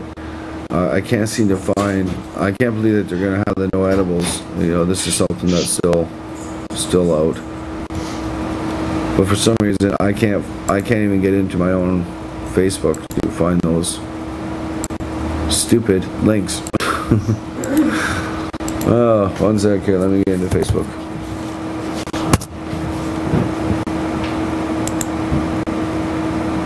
I'm going to try and find the links and pull them up for you guys. I'll pull this back off here. send this over. You guys don't need to look at a bunch of screen paperwork. This show is pretty much done. Ontario landlords want the right to immediately ban the use of pot. This is what I'm questioning is what I read this morning. I thought was that they had gotten that ban that they were seeking. That's kind of what I wanted to talk about, and I wanted to quickly check on YouTube as well and say good morning to everybody. When I do have a guest on, until I get a third computer going over here and figure out how that works, I'm not sure how else I'm able to keep in touch with all three chats. Until I get a third computer going over here and figure out how that works. Take the volume off and I can say good morning. So good morning, guys. As you can see today, I'm much more calmer than I was yesterday, fidgeting around with that pen. Speaking of that pen, it's still working. I'm about halfway through it, I think. So it does last quite long. So I'm happy with it. So I hope you guys are having that. So now these ones out there, landlords marijuana. Do any of those say that me indirectly and email something on his property? He would give up whatever I'm going now. Toronto, Ontario landlords want the right to immediately ban. See, Toronto want the right to immediately ban. See, this is the thing, they want to ban smoking in their condos, smoking, you know, again, this goes back to the damage of secondhand smoke versus secondhand, vapor versus secondhand dab smoke. There's all kinds of stuff to talk about versus the smoke that might come from a natural fireplace. There's all kinds of arguments to be held. Landlords have the right to strip locations banning tobacco smoke where drafting a lease, but if they do not, a tenant can smoke in their own unit. Now this goes back to medical autonomy. You don't have to tell your landlord, so you're protected medically, but provincially is what I'm talking about. Now the province is also currently seeking public feedback on a proposal to allow designated outdoor smoking or vaping areas in multi-unit residences. So that's actually interesting. It was actually a good article. I wish I could post this. God damn it. cannabisincanada@gmail.com. Donald, can you send me that link? cannabisincanada@gmail.com, and we'll throw that up on the screen and let everybody have a read over that, because that shows under what rules they're trying to pass. And my understanding is the word that I got on the wire was that these rules had passed and become law. Where is Danny boy here? Let's get him back on the screen. Oh, we lost him. No, we didn't. There he is. I found him again. It's my dumbass figuring this thing out. It's okay. There. Alright, so Dan, we've been going over this. I've got this all screwed up here. Let me just straighten this out. So go ahead. Again, now Toronto, I'm going to be down there. I'm going to be interested to speak to the people and to film. Last year they were there covering a lot of different cities at different places, getting people's opinions. What's your opinion this year? Again, we're going into a year where we're not in combat. We're not protecting our gardens because we get to grow safely for the next 5 years probably. However, other people, we need to teach them about, not so much teach, but try to help educate people that don't know about the ACMPR and the different laws that help us and that can help protect us. And you're a regular civilian, a hard-working man that works for a company and does a regular job. This is the thing, is that a lot of us are out there working and doing regular jobs. So, you know, the criminalization, the crackdown on the cars, based on all non-scientific stuff, and then cops sitting on the boards of directors of all these places that are trying to throw us in jail. All of this seems very, very concerning and very, very much so a conspiracy. I wish that Sam wasn't such a so off in the way he does his stuff. I wish he showed a little more class, but unfortunately, you know, there is a conspiracy to be held and to be told. The federal government, I believe, worked with big business to bring in companies, and now we're seeing the outcome of that. I said one day you guys are going to see them show their teeth. Now it's time for them to show their teeth. Dano? Yeah. Well, it's unfortunate, but you know, big business is going to be what they're always going to be, and it's about money. And there always would seem to be this conglomerate, and they don't seem to want to include the little guy. And the LPs, I wouldn't be so against if they didn't include the craft grower. But they don't seem to keep them at the table and want them.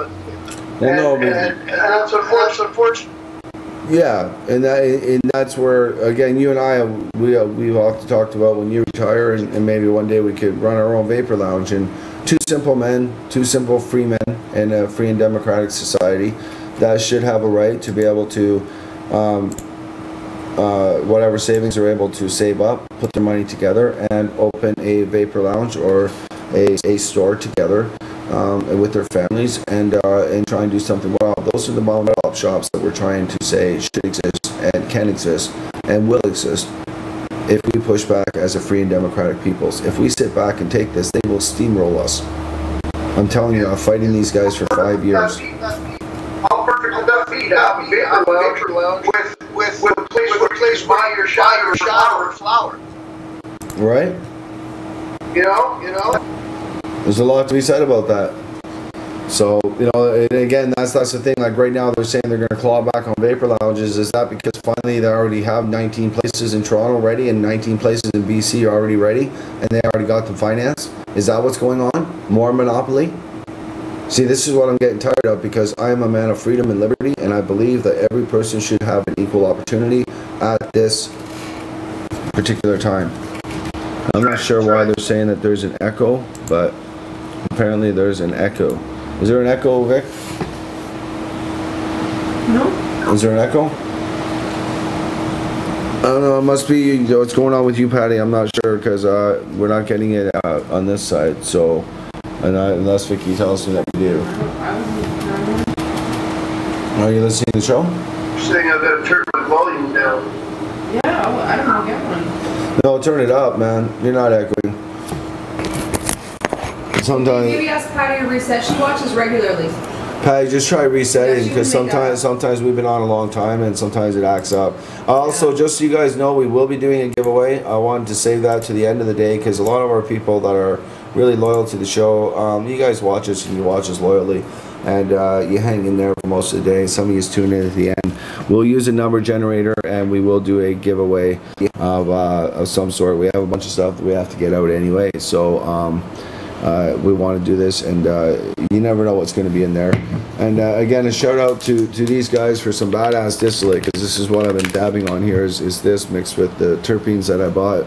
Like I said, we got a bunch of terpenes to work with, and brother Brad is going to be here later, so we might go live and have Bradley on the show, because we kind of screwed up the show last time. But this is Girl Scout cookies. This is with terpenes in it, 95.35% tested. This is stuff that's tested. This is the limit of testing I think that needs to be done with respect to redistribution of cannabis to an adult. That's the limit. It doesn't need to go into a laboratory. I mean, if you want to turn it into pharmaceutical, go ahead, but it doesn't need to be treated the way that it's being treated. That to me is doing a disservice to cannabis, and doing a disservice to Canada. When Dan speaks, it's an echo. Well, that might be the case. Dan, I'll try it. That sounded pretty tasty. Is there still an echo? I'd like to try some Girl Scout cookies. It is good, and you will try some. You know, I always send you goodies. You got goodies in the mail already. It just came today, didn't you? Yeah. Thanks for the lighter. You like that, don't you? Yeah, no, you never know what the mailman puts in a parcel for you. But a shout out to the different people that work with us, and these pens are badass. They're freezing outside making her medicine. Way to go, girl. Well, you hold it down, because the main thing is you're making your own medicine, and that's what we want to teach people, is that like aloe vera, our cannabis is very much so just a herb. It doesn't harm anybody and can heal hundreds, if not thousands.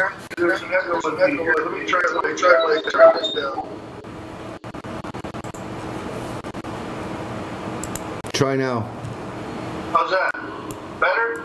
Yeah, no, you should be better. I turned the audio. It was capturing you in 2 places. Should be fine now, guys. Thumbs up, please. Hearts if it's good. Hearts if it's good. We're barely living here. So, we're struggling. We're struggling hard. We're fighting for it. Come on, give us some love. Give us some hearts. Let us know that we're trying. If you guys can hear Dano, speak up. Oh, I can hear you, brother. Good. My dog is crying. Your dog is crying. There you go. My dog is crying. I think he's got a squirt. Oh. Yeah, poor Ringo. Ringo Starr. Ringo Starr. Oh. Ringo Starr. Oh. Hi, buddy. Oh. Oh. Get your 5 minutes of fame, dog. I love that dog. You guys gotta see a close up of this dog. He's amazing. He really is. That's the coolest dog in the world. I've gotten to know Ringo Starr over the years, and he's a really cool dog. So, yeah. Well, as we're closing out the show here, I want to thank Dan. I want to thank you, Dan Pagnutti, for your coming on the show and updating us again with Toronto. And we're going to be closing out the show now anyway. So I want to thank everybody that joined the show. I'm going to actually get to the giveaway. I think if we're going to do it, we may actually do a giveaway another day. We'll have to see. But I want to thank you for taking the time to come on. Go let Ringo take a piss. Poor dog suffering, man. I know what that feels like, and that sucks. So yeah, get him out and do your thing, bro. Thanks for coming on the show today. Right on, thanks, bro. Okay, have a great day, brother. Peace. Okay, guys. So as we 1 sec here, shit. Okay, as we close out the show and finish it out. Oh, right on, John. You got your package. Congratulations. I'm glad you got it. Your lights got there. Hopefully they didn't get broken. That was my only concern, was that the fucking mailman would break it on you. You won those 2 lights, a high pressure sodium and a metal halide on our show, and I'm glad that we were able to get them to you. And whatever else was in there was, I'm glad that we were able to get that to you as well.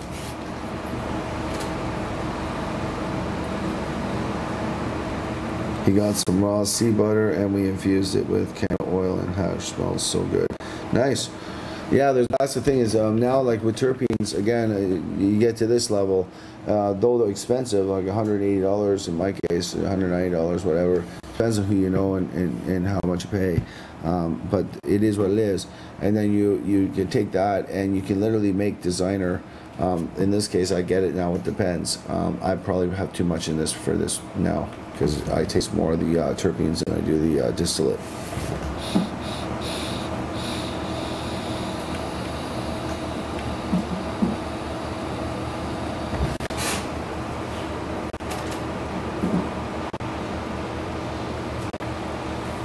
You can see why I think it's a great little gadget. I mean, honestly, to be able to take this with you anywhere, and it's like a little personal little buddy. It works very well. You okay? Yeah, I dropped my iPad on the shower. Dropped your iPad. I was like, oh god, it just shatter, so it burst everywhere. It's everywhere. So, guys, if you want to do the giveaway, let me know. Start sharing this around. Let's see, I'll write this down so we know what has to be done. You must share it around 1 time with the hashtag #CNC.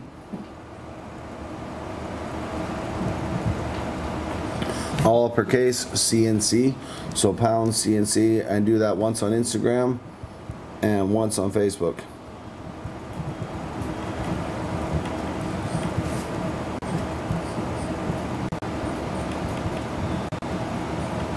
And the last one is you must like my page. Please. That's the last step, is to please like the page. And that's if you want to be part of the giveaway. You also, I'm going to put my mic back on now so you guys can hear me better.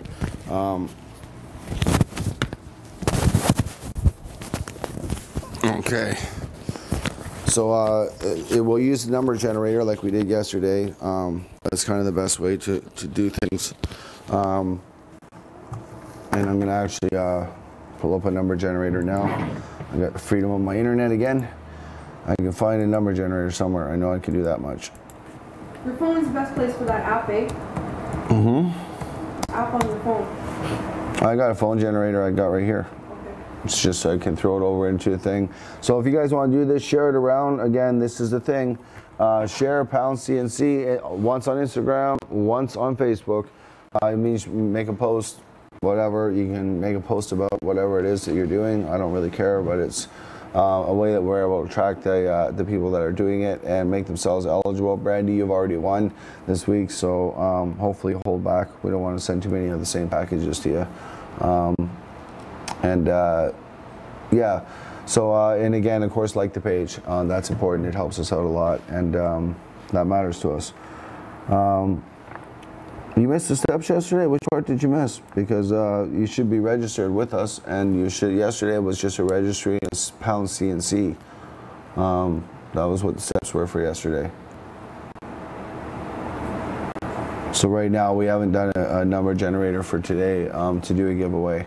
I'm hoping that actually, I guess we're low enough on numbers that it's probably time to call it a show. How long have I been on the air? Hour and 41 minutes. Oh, I ain't got much time left to go. I don't know. You guys decide by sharing it around. Do pound CNC, not here in the group, not on this page, not on this video, but actually on Facebook in a post. It doesn't matter. Use your own hashtags as well, but just add pound CNC, and we're able to track that through SEO. And people that don't do it, again, we will end up banning from our page. So we appreciate that if you do play, if you do guess with the number, that you actually do the steps as well. So that is fair to everybody playing. It's not really fair that we have to cancel gifts at Christmas time. 4 people thought they won the light, but they didn't do the steps. Once they realized we actually checked that shit, they realized that they didn't win. And we finally got to a winner who now has the light, which is, again, goes under the handler Boneyard. So Evelyn, same thing, please share outside of this particular thread. Anywhere else on Facebook, and that would be great, as well as Instagram. And remember to like the page, and remember to register with CNC. You have to be registered with us in order to win a package. We may make a few mistakes starting out as we get the SEO stuff going, but as we get this going on a weekly basis, we'll be much better with what we're doing. So right now I'm really going on the faith, but that's where I'll go back through, and I'll go back through that list of people that didn't do the steps and have received gifts from us. We are generous people, and we give stuff out in good faith, and we hope that good karma comes back to us in that respect. Sometimes it does, sometimes it doesn't, but it's the way it goes.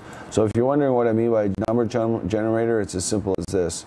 You know, it's I don't know where, there's where so it shows up over here. So if you hit generate, oh, I gotta do it on here. If I hit generate, it goes 9. If I hit generate, it'll go to the next one. Oh, I'm doing it on the wrong screen again.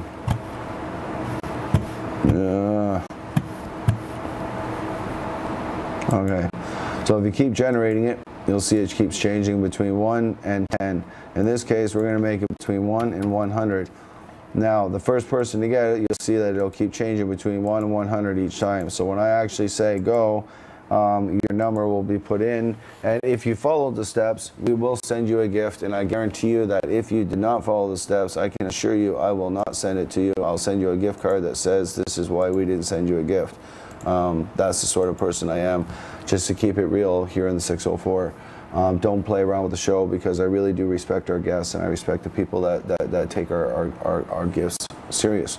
You know, they're not huge or nothing, but we do play serious. We want people to be fair. It's hard enough to find a system that actually works.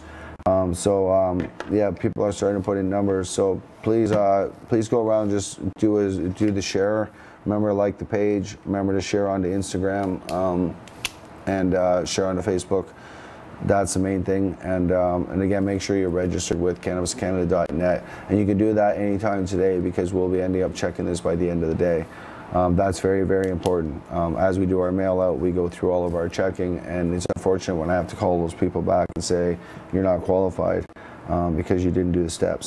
and I can bet you I will do that. Those of you guys don't know me, you'll learn quick that I follow through with what I say when it comes to stuff like this, because we're going to be giving away lights, tents, ballasts, just like we're going to be selling them, and we want to take that to be taken serious. And when we do a campaign to give it away, we want to make sure that you do the steps. If you don't know how, get a hold of us and we'll help you. If you're a different name on Instagram, you're not disqualified. If you use a hashtag on Instagram, I can track that. I track that hashtag, and I see who used it and who didn't, on what day, at what time. That's exactly how we track it. That's why I said use hashtag CNC and use it on Instagram and use it on Facebook, because I can track it on both. That's what we do. That's how it should be done, and that's how it's fair. Just like how you should use a number generator or something else. I didn't like you doing the stoner trivia, because the problem with that was, by the time I read the question, people with faster computers, and it's still a problem now, people with faster computers are going to be able to get the answer out quicker using apps on their phone than the people using a computer watching on YouTube. That's why you can only win on Facebook, because it's the only one that's in real time. So your best chance to win is on Facebook, plus it keeps a digital record of the log, of the actual text. So that's the reason we do that, is to make sure that we can actually verify the winner and make sure that we can solidify it and we don't get any disputes. So here's the generator. I'm not going to hit the generate button now. I'd like everybody to go ahead and start throwing out some numbers. Again, I'm trying to write down what I can. I'm not really good at this, so bear with me. And I know you guys, there's not a large group is there, so it's not a super big deal. 17, 47. Man, this sucks. Okay, let me generate the number and then you guys can fucking... Actually, no, I can't do that because that gives you the answer. Fuck. Post your numbers. Anybody who's done the steps. Brandy, did you do the steps this time? Because sister, honestly, I won't play if you haven't done the steps. So make sure you do the steps. Pretty please. 1910 is above the number of James Henneman. I appreciate your love, brother, and I appreciate all that you do. But I need a number. 32, 66. Evelyn, 83. Please don't give two numbers, guys, because whoever number it is that gets the closest is going to be the winner. It's going to be closest to 100. It's between 1 and 100, James, so you can pick between 1 and 100, and then once I hit generate, the closest person to that number is going to be our winner today. 78, James McLeod, I've got you written down. 63.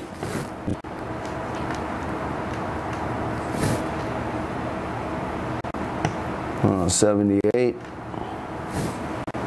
44, and I'll note this one more time, guys.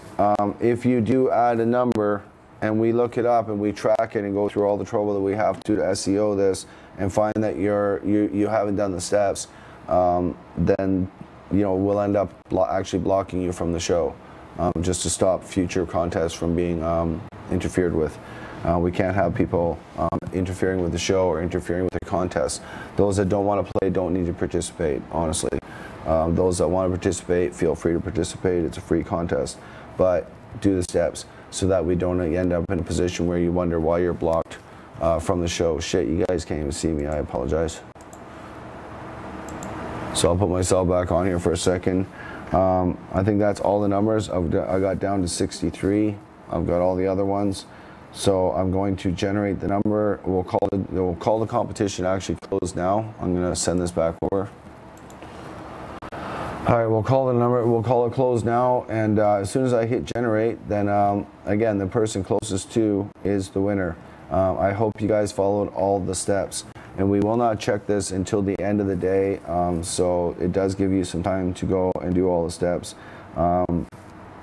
Once again, the steps are to share this show one time, to use #CNC, you could do it to 2 in 1, and then it's also to make an Instagram post using #CNC, and then finally is to like the channel. all the stuff that we're able to track, and we're able to look back and say, yes, they did like the channel. Yes, they did use the hashtag CNC on Instagram. Yes, they did use hashtag on Facebook during this time frame, and we'll be able to tell that. And those of you that understand SEO work will understand exactly what I'm talking about. If you're not good on Instagram, I don't know what else to say on that one. I don't know. It's what we're doing. It's part of our campaign. I don't believe it's that complicated to make a post on Instagram, but it's one of those things where we're at this point. I'm asking people to be as straightforward as possible. You're getting blocked. Why are you getting blocked? You didn't do the steps, Jason?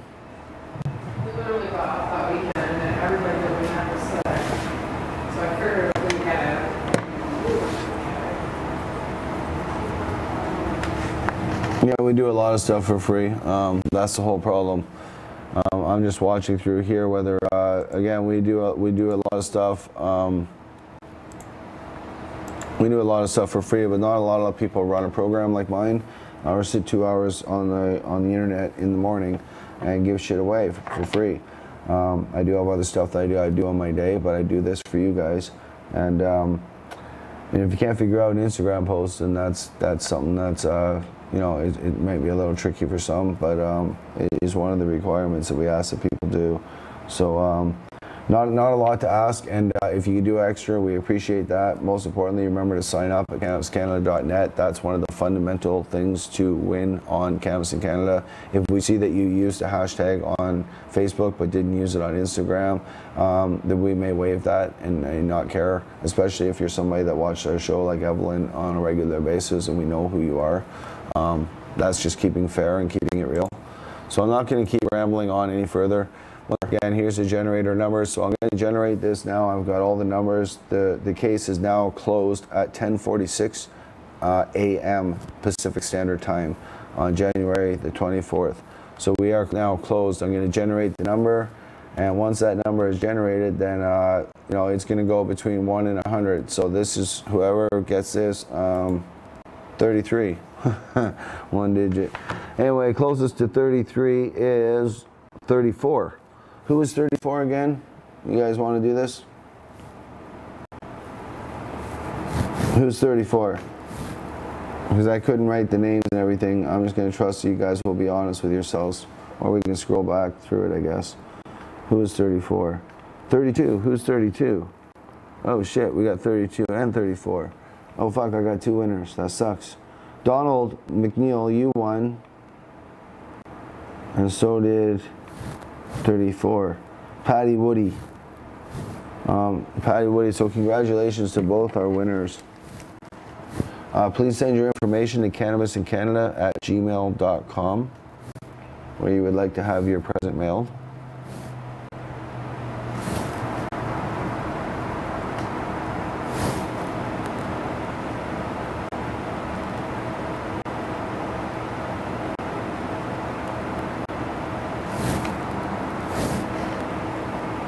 And who was the other winner again here? Sorry guys. Donald McNeil is the other winner. What do you figure? You'll freaking get 2 winners on one show. You guys are lucky. Because you just happen to be, I guess, the closest winner, and you're both tied for being the closest winner because you're both on each side of the 33. So I have no choice but to do two gifts today. So McNeil. So both Patty and Donald, congratulations. Let me switch off the screen now. One sec here.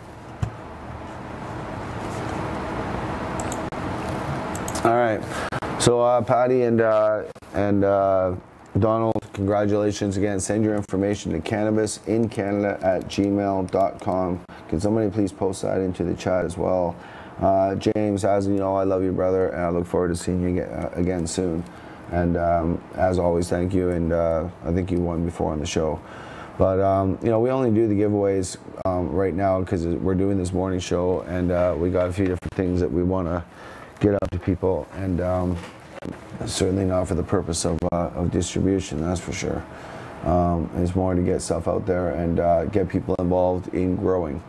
start growing your cannabis, start doing stuff that will change policy, because the more of us that apply for a federal permit and more of us that flood the federal ACMPR and show them that we don't want just a liquor store access with tons of tax. We want to be able to grow it ourselves for 10 cents a gram or 20 cents a gram or $1.50 a gram, but we don't want to pay. That should be a choice. I get that some people don't grow, and I understand that, and that's your choice to have a cigarette habit. I don't want to have a cigarette habit again. I can afford to grow for much cheaper. Why would I want to pick up a cigarette habit? That makes me choose between my food and really my medicine. And that goes against the Charter of Rights and Freedoms. So I think that that's an important part. You know, somebody once said that I don't talk about my own illness enough, and you know, I had a immuno collapse the other day for the first time in a long time. My daughter has seen it for the first time. It's a good example. She's 18 now. But when your immune system collapses, your motor skills shut down, your ability to, it's almost like seeing somebody have a semi-stroke. Your motor skills shut down, your ability to talk sort of shuts down, your inability to really work shuts down. And that's when you really stretch yourself too thin. As part of the reason we've pulled back from some of our appointments and decided to do what we're doing. There was other footage here, but I wanted to make you guys make sure that people understand that you know, some of us are, I mean, we're all fighting sick. So I mean, the people that are actually fighting and educating are the ones that are sick and not seeking the Armani suit or the house on the hill. We're seeking to keep the truth, to be the truth, you know, and keep it real as we can as we move forward into legalization. And there's nothing wrong with people making money and doing what they're doing. I think it's just wrong the way certain people go about it, and that's moreover the federal government in Canada and their attempt to continue to ban us. I was heartstruck. I was trying to talk about Jenny earlier. Jenny's in Australia.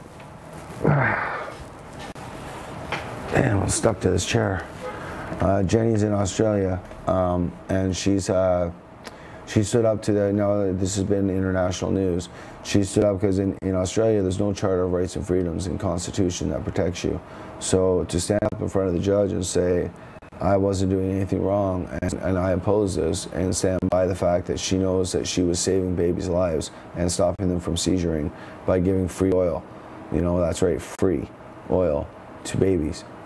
And she stood up in front of the magistrate there and said that, no, I plead not guilty. I am not a criminal. So I just want to point out that as the same companies that we're supplying Australia right now, Canada is supplying Australia with cannabis. And as their companies are setting up in other countries like Ireland and Germany and, you know, the UK in general. It's important for us to remember that there's fights going on all around this world, and I don't think that we talk about it enough, and I don't think that we do enough about it. I don't know what else to say. I don't know what that we can do. I'm going to keep doing my morning show. I'm not usually going to stay on this long. This morning I'm going to finish at the 2-hour mark so I can use this footage for a podcast in the future. So once again, a shout out to our sponsors: Green Planet Nutrients, Pacific Northwest Garden Supply, Green Beard Bros Concentrate, and Corona Health Foundation. Guys, you need to check them out. Again, that's where Corona Health Foundation is a great place. They carry this secret garden extracts, and again, you can heat this up with you. As you guys seen, I did a crazy rookie demonstration yesterday. I'm not going to do that again today. I actually had a needle out, so I learned how you properly fill it. It's with a really big gauge needle. You warm it up and you mix your terpene to distillate amount in a little jar, pull it up a needle, and then you fill that little cartridge, and then you don't make a mess all over yourself. So don't do what I did, but at the end of the day, strength comes from within, and we always got to help each other lift up and push up. So on that note, I'm going to sign off, and I love you all.